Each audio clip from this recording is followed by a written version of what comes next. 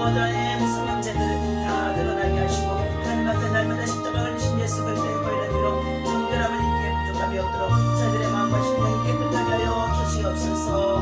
하나님 이 시간도 주의 말씀을 받고자 합니다. 성령 하나님께서 지켜오셔서 말씀하시고 가르쳐주시고 교훈하시고 그 말씀을 붙잡고 이기며 승리할 수 있도록 하나님 큰 믿음의 참으로 하나님 용사들이 되게 하여 주옵소서. 이 환난의 때에도 하나님의 위로하심이 원하보다는 주의 참으로 백성들에게 주의 자녀들에게 주의 권성들에게 기도하며 믿음으로 나아가고 예배하는 주의 아버지 하나님 정말로 하나님의 백성들에게 하나님의 크신 은총이 함께하여 주옵소서. 예수님 이름으로 간절히 기도하옵나이다. 아멘. 하나님의 말씀 자 룻기서 2장 보겠습니다. 예, 우리 2장 1절에서부터 23절까지인데 우리 몇 절만 읽겠습니다. 오늘 주시는 말씀입니다. 룻기서 2장 1절 나오미의 남편 엘리멜렉의 친족으로 유력한 자가 있으니 그의 이름은 보아스더라. 모압 여인 룻이 나오미에게 이르되 원하건대 내가 밭으로 나가서 내가 누구에게 은혜를 입으면 그를 따라서 이삭을 죽겠나이다 하니 나오미가 그에게 이르되 내 따라 갈지어다 하며 룻이 가서 베는 자를 따라 밭에서 이삭을 줍는데 우연히 엘리멜렉의 친족 보아스에게 속한 밭에 들어갔더라.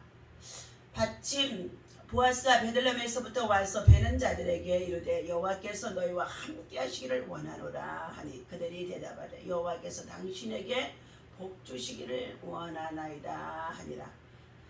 보아스가 베는 자들을 거느린 사환에게 이르되 이는 누구의 소녀냐 하니 베는 자를 거느린 사환이 대답하여 이르되 이는 나오미와 함께 모압 지방에서 돌아온 모압 소녀인데 그의 말이 나로 베는 자를 따라 단 사이에서 이삭을 죽게 하소서 하였고 아침부터 와서는 잠시 쉬어 집에서 쉰 외에 지금까지 계속 하는 중이니이다. 보아스가 룻에게 이르되 내 딸아 들으라. 이삭을 주러 다른 밭으로 가지 말며 여기서 떠나지 말고 나의 소녀들과 함께 있으라.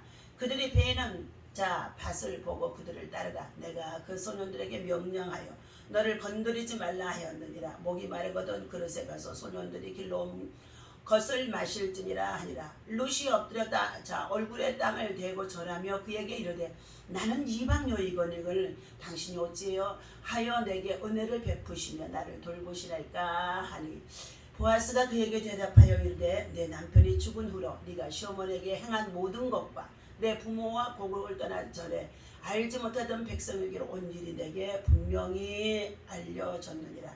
여호와께서 내가 행한 일에 보답하시기를 원하며 이스라엘의 하나님 여호와께서 그의 날개 아래에 보호를 받으러 온 내게 온전한 상 주시기를 원하노라 하니라. 아멘. 할렐루야. 오늘 아침에 하나님께서 저와 여러분들에게 주신 하나님의 말씀에 통하여서 은혜를 나누고자 합니다. 오늘 나의 고혈된 자 예수 그리스도, 나의 기업 물을 자 예수 그리스도, 이 말씀의 제목을 가지고 함께 은혜를 나누고자 합니다. 오늘 본문 속에서는 베들레헴에서 살던 엘리멜렉의 가정이 모압 땅으로 기근을 만나서 이주하게 되어집니다. 나오미와 그의 두 아들 말론과 기론 이렇게 네 식구가 그곳에 내려가서 10년쯤 거할쯤 되었는데 엘리멜렉이 죽고 남편인 가장이 죽고 또 두 아들 말론과 기론도 죽게 되어진 상황에 있습니다. 그런데 그 땅에서 결혼을 했던 말론과 기론의 두 아들의 자부들이 두 사람이 있는데 이들 역시 자녀가 없이 아이가 없는 상황에 있는지라 나오미 시어머니가 그들을 다 고향 자기의 땅으로 돌아가라고 권면했습니다. 그런데도 룻은 끊임없이 어머니가 섬기는 하나님을 내가 섬길 것이며 어머니가 가시는 곳에 나도 갈 것이며 어머니가 죽는 곳에 나도 죽겠나이다 하며 시어머니와 함께 베들레헴으로 다시금 돌아왔습니다. 그런데 이제 저들이 삶의 터전을 자리 잡고 살며 이제 생계 유지를 해야 되는 상황 속에 있는데 참으로 깜깜합니다. 흑암 속에 빛이지요. 룻은 룻은 시어머니 나오미를 따라 고향에 왔지만 인간적인 형편을 바라볼 때는 참으로 캄캄하게 이를 게 없지요. 암담하지요. 극진한 효성을 가진 룻의 행동입니다.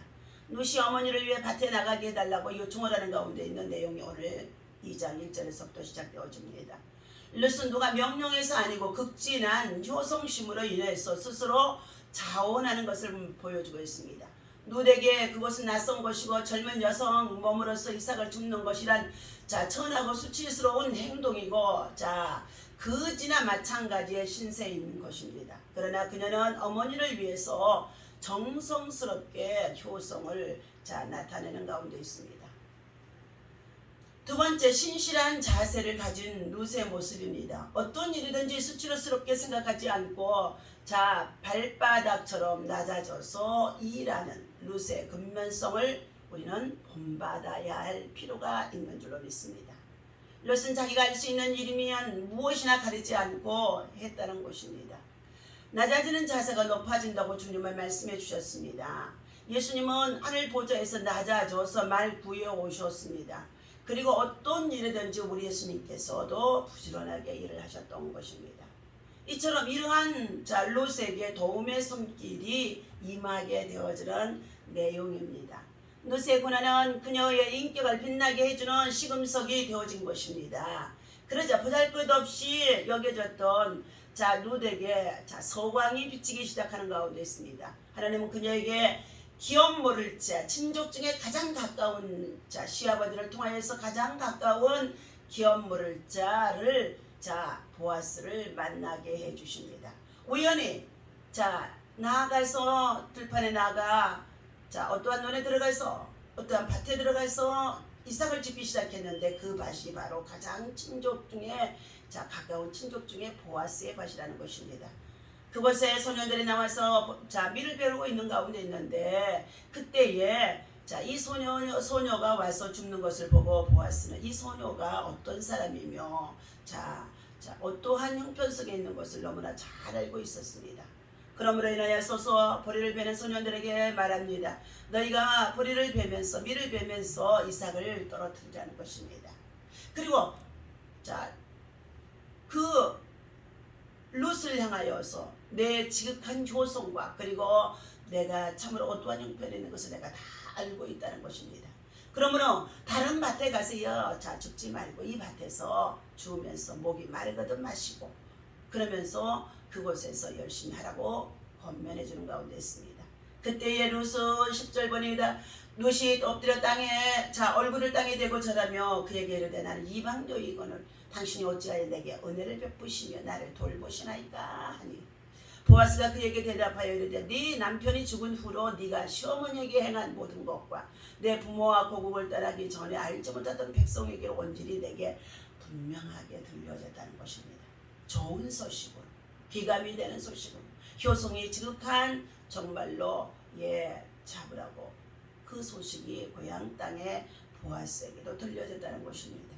12절입니다. 여호와께서 내가 행한 일에 보답하시기를 원하며 이스라엘의 하나님 여호와께서 그의 날개 아래에 보호를 받으러 온 내게 온전한 상 주시기를 원하나라 한지라.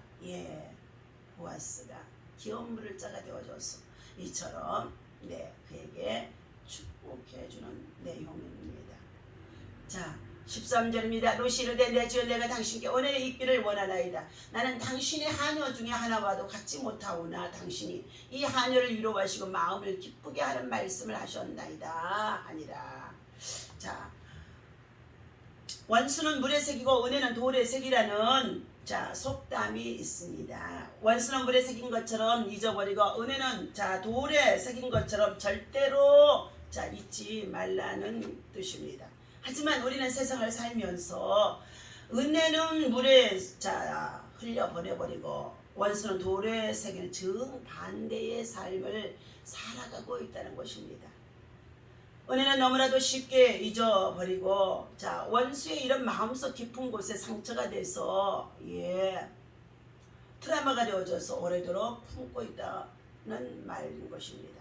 본문 속 나오미는 모압에서 살던 이스라엘의 여성으로서 남편과 두 아들을 모두 잃고 둘째 며느리 룻을 데리고 고향인 베들레헴으로 돌아와 낙향한 상황입니다.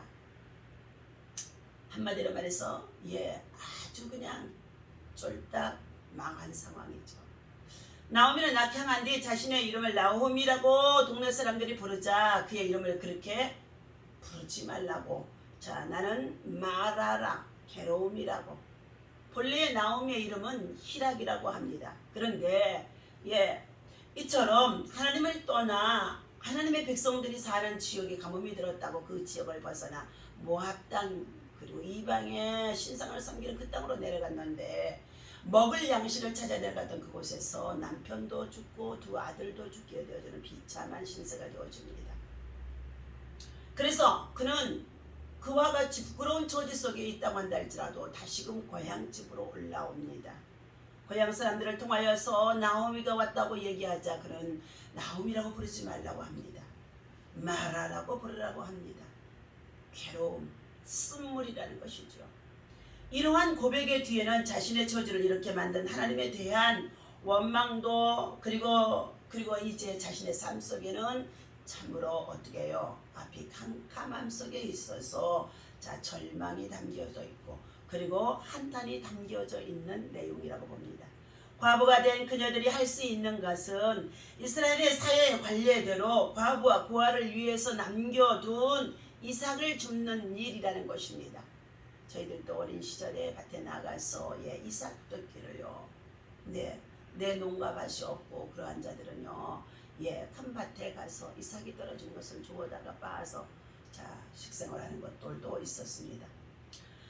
그런데 롯이 집에 돌아와 이삭을 주며 겪었던 일을 나누던 중에 나오미 시어머니는 보아스가 자신의 기업을 물을 자임을 확신하게 되어지고 깨닫게 되어집니다. 즉 막막한 절망 가운데서도 한 줄기 빛으로 소망을 발견한 것입니다.